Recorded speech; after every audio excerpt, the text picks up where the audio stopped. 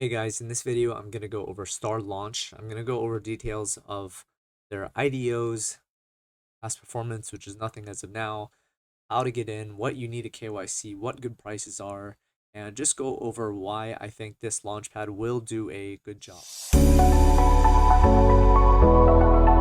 So as a disclaimer, I am not in StarLaunch. I did not go in it ethically just because I didn't care for Card Starter. But they have undeniable X's, and I feel like I just got to do a video on them anyway, just because, um, like I think people can make money on this. As a backstory, I don't like Card Starter just because I saw, what the team did when it came to, just how they responded defensively to things. It seemed like they falsely accused someone. They later apologized, but I question, like, why would you in the first place have falsely accused someone, of something else when that never really happened? Maybe it was miscommunication, and maybe I'm wrong here, but that's just the backstory on it. So Card Starter though did crazy X's. It did like 100x launches, stuff like that. It did a great job for some time, and then it kind of died off. The other thing that I had a problem with is like, why launch StarLaunch when you still have Card Starter? Like, why not focus on that? And I guess it kind of makes sense. They want to launch more on different blockchains rather than Cardano because the narrative is not Cardano now. Now, on the beneficial side, why I really like StarLaunch is how they're doing their IDOs. I actually think that a lot of other launchpads can learn from StarLaunch because they basically let you stake their token, and that token generates you yield for what you would actually allocate and get contributions to. So if you didn't like an idea, right, you would have staked your stuff and you're rewarded for the time that you stake it rather than flippers who come in and just buy and sell. Like I do think that this is one of the best models out there. And so they really deserve props for that. They know how to market their stuff. They know how to get crazy X's. And who knows, maybe I'll get in just for the money's sake at some point, but as of now I just don't want to. And so um yeah. So to get into this, right, you basically need to KYC using fractal ID. So you would do that, and you can just verify by clicking on complete KYC. After that, you need to buy StarLaunch tokens, and you would go into the portal, and at the portal you can, so the portal is right here, cadet dashboard. You'd click into that, it'd lead you to here, and you would simply stake your stars. I believe there's missions and stuff you can do, but you create your account, stake your stars, and from the stars you get HYDRAZINE. As of right now, if you stake about $17,000, so 1,750 stars, which are about $9.7 each, that's about $17,000, you get about 8 N2H4s a day. That is HYDRAZINE. And they currently go for $38. So that's $304 that you earn passively a day if you didn't want to allocate into projects, right? So I think that feature is really cool, and I think that, look, if you wanted to just get into the IDO, you could just buy hydrazine, but that kind of doesn't make sense, right? Like, I'd rather just buy and stake. But that means in a month, assuming the price remains the same, you would already have earned half of your what you bought with StarLaunch back from selling your hydrazine, assuming that the price remains the same, right?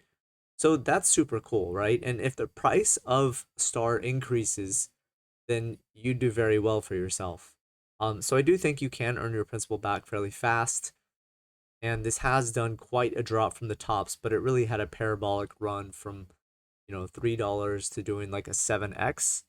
Um, and then it's dropped now quite a lot. I know that people love to ask me, like, oh, what do you think? Should I get into stars? Should I buy? Is this a good price? And the truth is, I don't know, but a good rule to follow is don't buy the tops, don't buy mega green, buy red. So maybe wait for this to come down a bit more, which I do think it will. Might find support right here for all I know. But it's not a problem to dollar cost average in, right? If you want to spend $1,000 in this or $5,000, you put in 1,000 now, you wait a bit. If it drops some, you know, buy more. So I would say if you follow the rule of just buying the red, then you're gonna do well for yourself. And so this is just the price. You know, if it were me and I truly was going to get into this, which as of now I don't think I will. I'd probably do my first buy-in at like $9 ish. Then I'd just wait, right? If the price comes down a lot more, I'd buy more and just on the way down. If it goes up, you know, I might end up just selling for the sake of selling. So the token is that you earn passively from staking is HYDRAZINE. You will use that to participate in the IDOs. As you can see, Monkey Ball just completed. This one's going to be huge. You would basically sacrifice your HYDRAZINE to be able to get into Monkey Ball and get an allocation. I don't remember where the conversion rate is, but I heard from a friend just what it was, and I don't remember what it was either. But anyhow, they have one coming up called Prism. This was announced on Crypto Banter. Apparently, that's going to be a DEX for Solana, if I remember correctly, and it's going to be really big. But yeah, so that's my thoughts on StarLaunch. I do think it'll do very well. Monkey Ball very likely is going to crush it and do 100x. It looks like there was 10,000 participants, which is a ton. But just note that some could have just sacrificed one HYDRAZINE and gotten like a $10 allocation. Not really sure there, but I would imagine that just like how Cardstarter did, that they will end up launching some really crazy 100x's. Just because they have a track record of doing so. And I would imagine that because they're great marketers, they would also want to get the best projects on. So I do think that right now StarLaunch is a good launch pad to get into.